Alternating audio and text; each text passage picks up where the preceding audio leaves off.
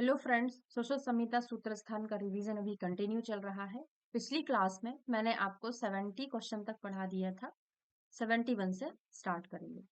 तो क्षार निर्माण में द्रव्य और जल का जल और द्रव्य का अनुपात कितना होता है, ध्यान से पढ़िएगा, क्योंकि कभी कभी क्या रहता है, हमारा जो पढ़ने का तरीका रहता है वो हमेशा 1:6 रहता है ना। हमसे जल और द्रव्य पूछा है तो क्या होगा, ये 1:6 नहीं होगा, क्या होगा, 6:1 होगा, है ना। पूछा किस क्रम में जा रहा है उस क्रम पर आपको ध्यान देना है। ये सुश्रुत का है ना, 1:6।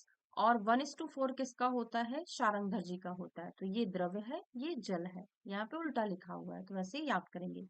मृदु क्षार को हम संव्यूहिम बोलते हैं। मध्यम को कुछ नहीं बोला गया है, तीक्ष्ण को, मिड वाले को छोड़ दिया। मृदु संव्यूहिम, तीक्ष्ण वाला होता है उसको पाक कहते हैं। और क्षार का परीक्षण किस पे करते हैं, एरेंडनाल पे करते हैं। क्षार में रस कटु होता है और अनुरस लवण होता है। सेम टू सेम किसके जैसा मिलता है, ये मूत्र के जैसा। मूत्र का भी रस कटु है और अनुरस लवण है, दलहन का उल्टा है। उन्होंने लवण रस प्रधान बोला है, कटुरस अप्रधान बोला है। ठीक है।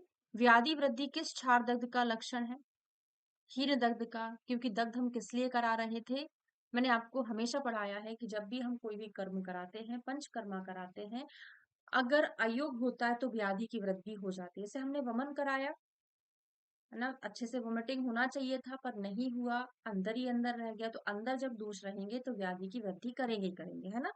शारदत्त की चिकित्सा करते हैं दोष और व्याधि के अनुसार। दोष कौन सा है, कौन सी व्याधि, उसके हिसाब से।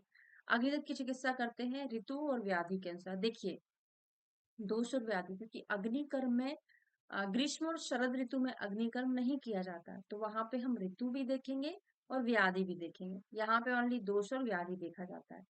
विषाग्नि शस्त्राणी मृत्यु कल्पा किसका लक्षण है, क्षार का।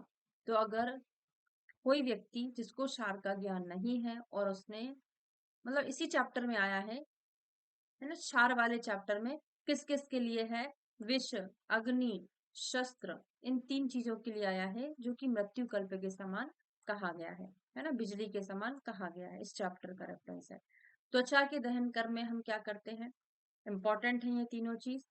तो शुरुआत में जो हमने पढ़ा था ना, क्रम से पिपली, गोदन, सरसला का, अजामल का प्रयोग यहाँ करेंगे। मांस को काटने के लिए हमें थोड़ी सी क्या चाहिए, आ, भारी चीजें चाहिए। तो क्या है, सभी धातुएं इसमें आ जाएंगी मांस को काटने के लिए। जाम्बुष्ट, हमको कंफ्यूजन होता है कि जाम्बुष्ट जामुन की लकड़ी त्वचा में तो नहीं है, नहीं, पर कहाँ है। देखो, मांस का दहन करना है, मांस को जलाना है, तो लकड़ी या फिर धातुएं, दोनों चीजें। सिरागत जाना है तो लिक्विड चीजों का प्रयोग करेंगे। शहद लिक्विड है, इसने लिक्विड है। गुड़ को अगर पिघला देंगे तो वो भी लिक्विड बन जाएगा, क्योंकि ये लिक्विड चीजें ही अंदर तक जा सकती हैं। किस ऋतु में दहन कर्म नहीं करते हैं, है ना, तो शरद ग्रीष्म, अभी अभी मैंने आपको बताया। पिच्छिल अन्न खिलाकर कौन सा कर्म कराते हैं, तो अग्नि कर्म फेमस है। आकंठ या वागुपान कराकर भी कराते हैं और पिच्छिल अन्न खिलाकर भी कराते हैं। ठीक है। कपोत वर्ण कबूतर का मांस मस्त लगता है, ऐसे कोड बनाया था। दहन के 4 प्रकार है, बलय, बिंदु, विलेखा, प्रतिसारण, बागबट के 7 है। उसमें स्वस्तिक, अस्तापद और एक और आता है। सम्यक दग्ध में क्या करेंगे, मधु और घृत लगाते हैं। या वागुपान कराकर, ओके, गलती से मैंने अग्निकर्म में या वागुपान बोल दिया, अग्निकर्म में नहीं है। अग्निकर्म में तो पिच्छिल अन्न खिलाकर कराते हैं, या वागुपान कराकर तो रक्त मोक्षण कराते हैं, है ना। सूतिका, प्रसूता, गर्भिणी को भी तो यवागुपान कराते हैं, है ना। और यवागुपान रक्त मोक्षण में कराते हैं, ये इंपॉर्टेंट है ना। उसको, जो मैंने मिस कर दिया था, उसको याद नहीं रखेंगे। हाँ, त्वचा का वर्ण विवर्ण हो जाना तो प्लुष्ट दग्ध है।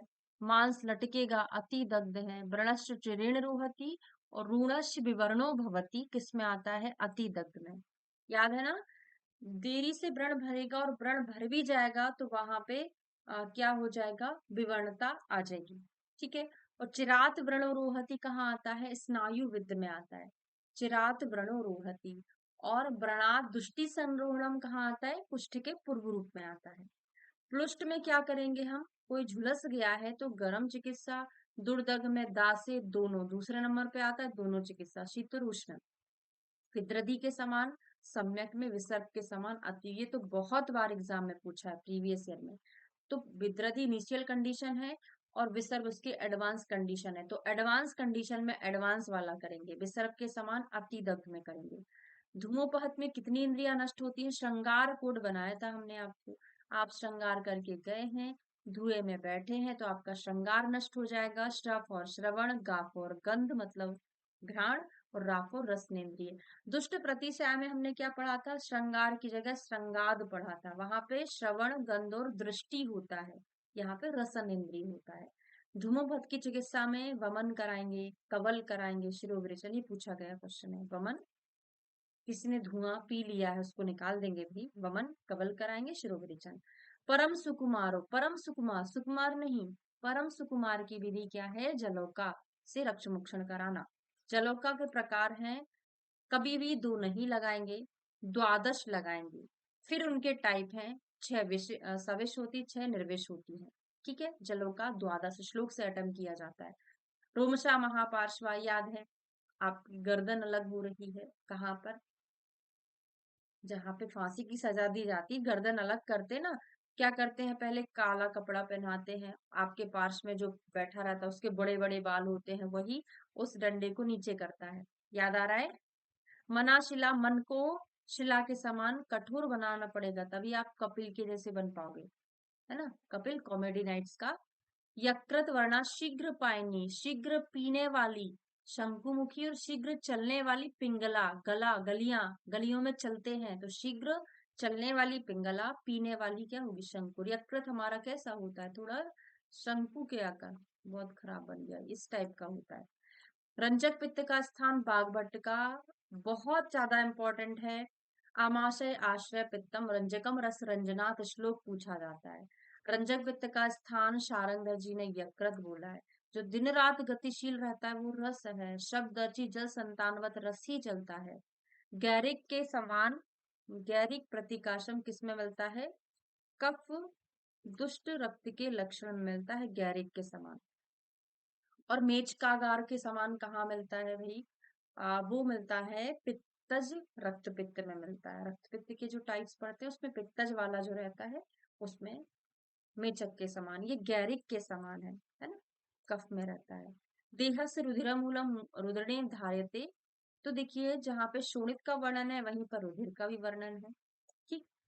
दोष धातु मलमूलम ही शरीरम 15वें चैप्टर का है, जहाँ पे दो धातुमल छह वृद्धि विज्ञानी। अब जहाँ पे छह वृद्धि बताई है इनकी, वहीं पर तो श्लोक बताएंगे ना। प्रस्कंदन किसका कर्म है? वायु का कर्म है। प्रस्कंदन नहीं बोलेंगे इसको, स्पंदन टाइप से बोलेंगे, है ना? ये शायद गलत दिखा है। प्रस्पंदन, प्रस्कंदन तो विरेचन का पर्याय है। प्रस्पंदन, व्यान वायु सारे शरीर में है, सारे शरीर में रस रक्त पहुंचाती है, तो स्पंदन भी यही करती है। विवेक के समान कोई नहीं है, विवेक नाम का कोई लड़का, उसके समान कोई नहीं है। प्रीति स्नेहम बलम मज्जा धातु है। देह का धारण, हमारा धारण हड्डियां ही कर रही है ना। वायु अग्नि का धारण पुरीश करता है, वाह करके याद करोगे।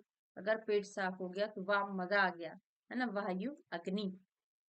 अल्पवाकत्वम अप्रहर्षो, तो वायु क्या करती है? बात करने का काम करती है। बात ही क्षय होगी तो हम बात ही कम करने लगेंगे, है ना? संज्ञा भी मूड हो जाएगी हमारी। संधि में शिथिलता दो चीजों में पढ़ा था, प्रीवियस क्लास में पढ़ाया था, या मैंने, अच्छा, रेगुलर क्लास में पढ़ाया था। क्या है संधि में शिथिलता? अस्थि क्षय में मिलेगा और कफ क्षय में मिलेगा, दो जगह मिलता है। प्लीहावृद्धि मेद क्षय में, और एक प्लीह, अकेला प्लीह नाम से आता है, वो रक्त वृद्धि में आता है। प्लीहावृद्धि मेद क्षय में ही आता है। स्प्लीन का एग्जामिनेशन करना है, बहुत मोटे आपके पेट पर इतना चर्बी चढ़ा हुआ है, कैसे प्लीहावृद्धि देखोगे? नहीं देखोगे ना। जब मेद क्षय हो जाएगा तो प्लीहावृद्धि दिख जाएगी। संधि शून्यता, कटी शून्यता, संधि में स्फुटन, सारा मेद क्षय में। बाघभट्ट जी ने संधि वेदना कहाँ बोला है? बाघभट्ट ने संधि वेदना मांस क्षय में बोला है। ठीक है। वायु का ऊर्ध्वगमन होना, कुक्षी में संचरण होना, तो देखिए पुरीश क्षय में मिलेगा। पुरीश कहाँ रहता है? आंतों में रहता है। आंतों में से पुरीश निकाल दो तो वायु भर जाएगा ना, और वायु ऊपर की ओर संचरण करने लगेगा। उचित काल आदर्शनम अल्पता योनि वेदना, जब क्षय रहेगा आर्तव का तो सही समय से नहीं आएगा। कम क्षय मतलब कम है ना, और योनि में वेदना होगी। ठीक है। अति में क्या होगा? आर्तवम अंगमर्दम अति प्रवृत्ति दौर्गंध्यम च। 3 लक्षण वहां मिलेंगे, अंगमर्दम, अति प्रवृत्ति, दौर्गंध्यम च। नेत्र से रिलेटेड जो भी चीजें होती हमेशा मज्जा में आती। अब यहाँ पे नेत्रों में गौरवता मतलब मज्जा वृद्धि में रहेगा। अगर कुछ क्षय वाला होता तो मज्जा क्षय में मिलता। प्राण आयतनम उत्तमम 2 जगह आया है, ओज के लिए भी आया है, वस्ती के लिए भी आया है। ठीक है, प्राण आयतनम उत्तमम वस्ती और ओज दोनों के लिए। पर प्राण आयतनम मलाधारम प्राण आयतनम उत्तमम आएगा तो ओनली वस्ती के लिए, क्योंकि मल का आधार वस्ती होता है। ग्लानी तंद्रा निद्रा ओज व्यापद है। ये यहाँ से याद नहीं होगा आपको, हमने वहां से याद क्या कराया था। एम फोर प्रलाप, कोड था हमारा M4 प्रलाप 6 में। प्रलाप तो प्रलाप है, एम से 4 चीजें थी, मूर्छा, मोह और मरण, और एक और चीज था, है ना, वो देख लेना आप। 4 चीजें थी और प्रलाप था। ओज 6 में। व्यापद में तो व्यापत्तियां थी, बीमारी जैसा। और विसृंस में क्या हो जा रहा था, कोई अपने स्थान से दोष प्रचलित होने लगते, स्थानेभ्य प्रचलिता। उसके बाद क्रिया सन्निरोध इस टाइप से आया था। ठीक है, समदोषा समग्निश कहाँ पर आया है? स्वस्थ की परिभाषा सूत्र स्थान के 15 नंबर के चैप्टर दोष धातु में क्षय वृद्धि विज्ञानी। काली दास याद कराया था, दास। कालिका, दास से दाह, सा से शवधु। ज्वर वेदना तो इसमें भी है, कालिका में और मरमरिका में। ज्वर वेदना दोनों में रहता है, कालिका मरमरिका। पर काली दास से दाह शवधु याद कराया था, और मर्म ग्रंथि याद कराया था, है ना। यहाँ पे ज्वर के साथ वेदना तो है ना, तो मर्म ग्रंथि। और लोहिता में हमने आपको क्या कहा कराया था याद? लोहिता में मास्क याद कराया था, MASK, मास्क। मन्यास्तम, अपतानक, शिरोग्रह, कर्णशूल। 1 मिनट बस।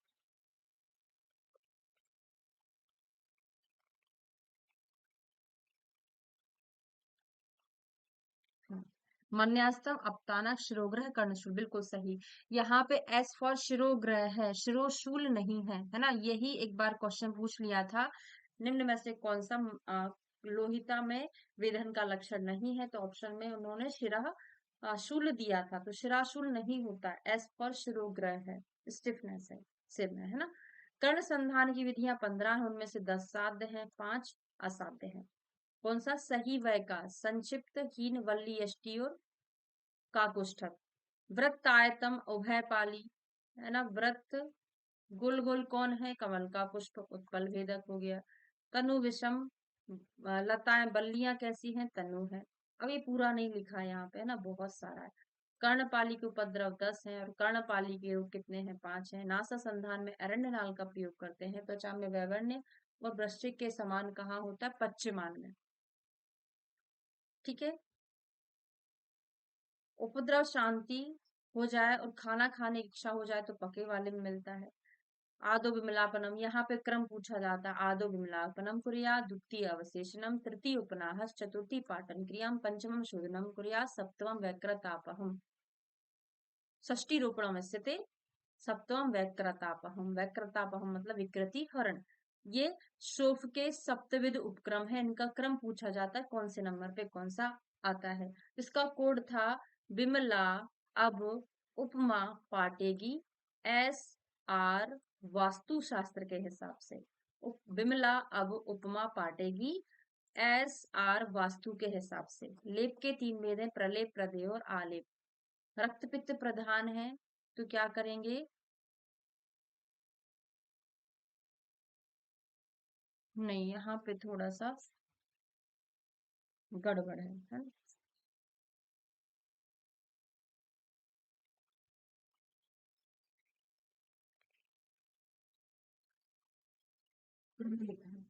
ओके, आलेप देखिए, सही है, सही है ना। तो प्रलेप और आलेप, ये दोनों के दोनों, प्रलेप हो चाहे आलेप हो, रक्त पित्त प्रधान में करते हैं, और जो प्रदेह होता है वात कफ में करते हैं। ठीक है, देह हमारी बहुत खराब करके कोड बना था। ठीक है, शीत तनु अविशोषी विशोषी होता है प्रलेप। आर्द्र माहिष्ठ चर्म के समान आलेप की मोटाई होती है ना। और चरक जी ने क्या बोला है? प्रलेप की मोटाई त्रिभाग अंगुष्ठ प्रमाणा। क्या बोला है? चरक जी ने त्रिभाग अंगुष्ठ प्रमाणा, पर वो आलेप की नहीं प्रलेप की बताई। तो हमने 140 क्वेश्चन कंप्लीट कर लिए हैं। नेक्स्ट मैं आपको 72 क्वेश्चन कंप्लीट करा के सूत्र स्थान कंप्लीट करा दूंगी। Thank you so much. Video अगर अच्छा लगा हो तो लाइक करना ना भूलें।